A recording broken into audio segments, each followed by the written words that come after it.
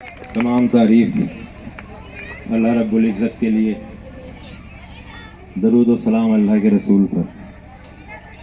ये ढलता हुआ सूरज, सर्द होती हवाएं, थके हुए ऑडियंस, इख्तिताम पजीर प्रोग्राम, और मुझे एक ऐसे मौजू पे बोलना है जो जोश से लबरेज है, जिसका ताल्लुक़ ताकत से है, ताजगी से है। तो एक तज़ाद है माहौल में और मेरी गुफ्तगू में। अब इस तज़ाद को इस गैप को मैं कितना फिल कर पाता हूँ। सबसे पहले आप एक जोक सुनिए, क्योंकि आपकी समाअतें बोझल हैं, आप थके हुए हैं जिस्मानी और जहनी एतबार से, और वो जोक रिलेटेड है स्पोर्ट्स से। मुफ्ती तारिक मसूद साहब का एक लतीफ़ा वायरल है आजकल कि एक साहब की 100 साल की उम्र हुई, तो जब उनका 100 सालगिरह मनाई गई तो एक साफ़ी ने उनसे दरियाफ्त किया कि साहब आपकी 100 साल की उम्र हुई, इसके पीछे क्या राज है? उन्होंने कहा मैं 5 किलोमीटर रोज़ाना पैदल चलता हूँ। तो साफ़ी ने सवाल किया कि आपने इतनी पाबंदी कैसे की रोज़ाना 5 किलोमीटर चलना? कि मेरी अहलिया से मुआहदा है कि जब कभी झगड़ा होगा तो जिसकी गलती होगी वो माफ़ी भी मांगेगा और 5 किलोमीटर पैदल भी चलेगा। तो रोज़ाना झगड़ा होता है, रोज़ाना मेरी गलती साबित होती है, मैं माफ़ी मांगता हूँ और मुझे 5 किलोमीटर पैदल चलना पड़ता है। तो साहबी ने अगला सवाल दरियाफ्त किया कि मोहतरम चलिए आपकी 100 साल की हुई, आपकी अहलिया की भी तो 95-96 साल की उम्र हो गई होगी, उनकी सेहत का क्या राज है कि वो भी 5 किलोमीटर पैदल चलती हैं रोज़ाना? वो क्यों पैदल चलती हैं? वो इसलिए पैदल चलती हैं कि वो मुझे देखने के लिए मेरे पीछे पीछे आती है कि मैं चल भी रहा हूँ या नहीं।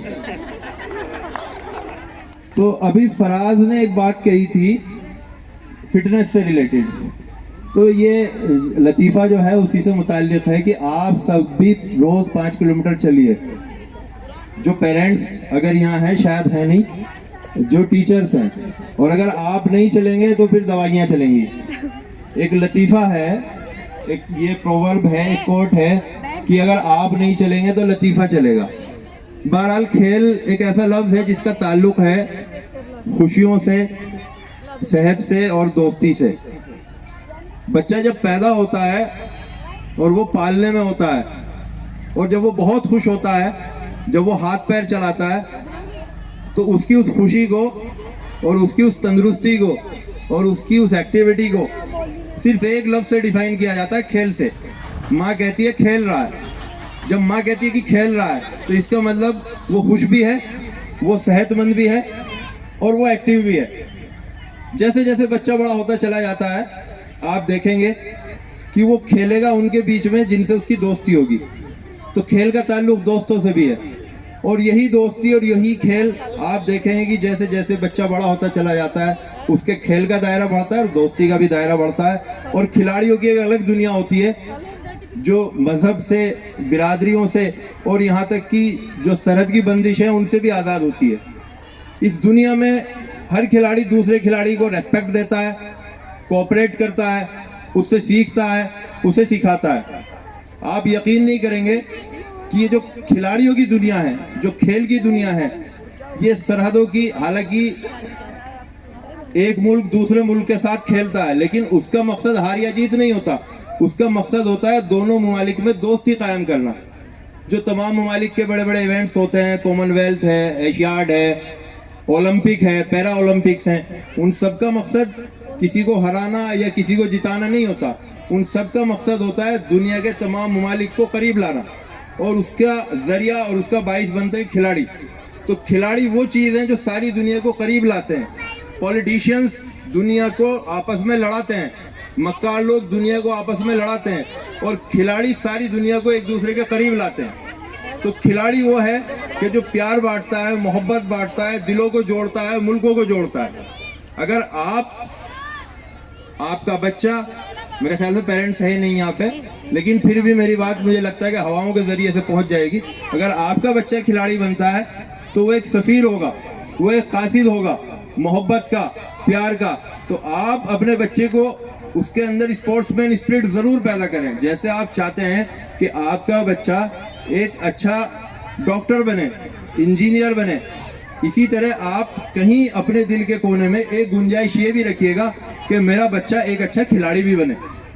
अगर वो खिलाड़ी बनता है तो कहीं ना कहीं वो दिलों को जोड़ने का काम करेगा, प्यार को बांटने का काम करेगा, मोहब्बतों को और उनसियत को बांटने का काम करेगा। दूसरी बात मुझे आपसे ये अर्ज करनी थी कि जिस तरह के इवेंट्स हुए हैं उसमें स्टाफ को कितनी मेहनत करनी पड़ती होगी, ये आपने देखा। मुझसे कबल जो स्पीकर्स आए उन्होंने ये बात कही भी, मुझे उस बात को रिपीट करने की ज़रूरत नहीं है। मुझे कहना यह है कि आप कोऑपरेट करें, जो पेरेंट्स हैं वो स्टाफ को कोऑपरेट करें।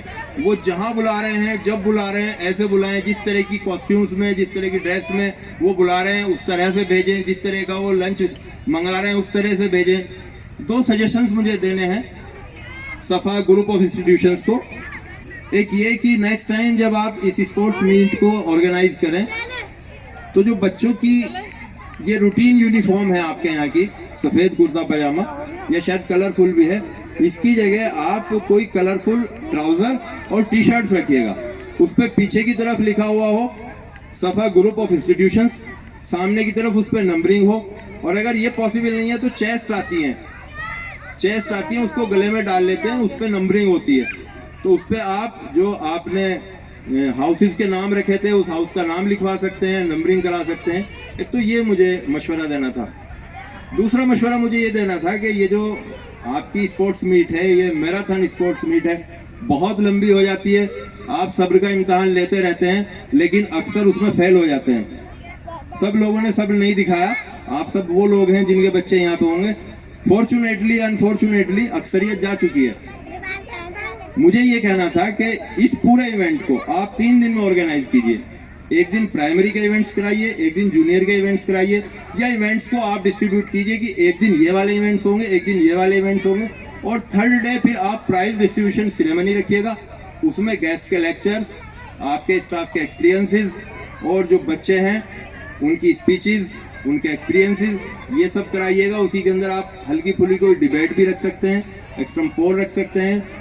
तो प्राइज डिस्ट्रीब्यूशन अलग होनी चाहिए, स्पोर्ट्स अलग होने चाहिए, और स्पोर्ट्स भी 2 दिन में होने चाहिए कम से कम। उससे आप मैक्सिमम स्टूडेंट्स का पार्टिसिपेशन करा सकते हैं। लीग तो आपने पहले कराई है, लीग पहले ही कराई है, लेकिन जो सेमीफाइनल्स और फाइनल्स हैं उनके लिए भी आप 2 दिन दीजिएगा, और तीसरे दिन प्राइज डिस्ट्रीब्यूशन सेरेमनी रखिएगा।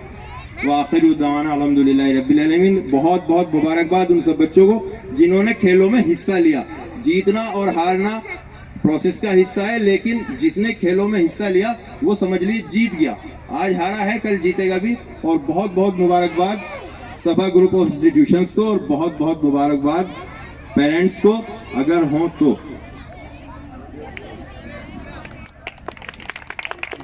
बहुत बहुत शुक्रिया।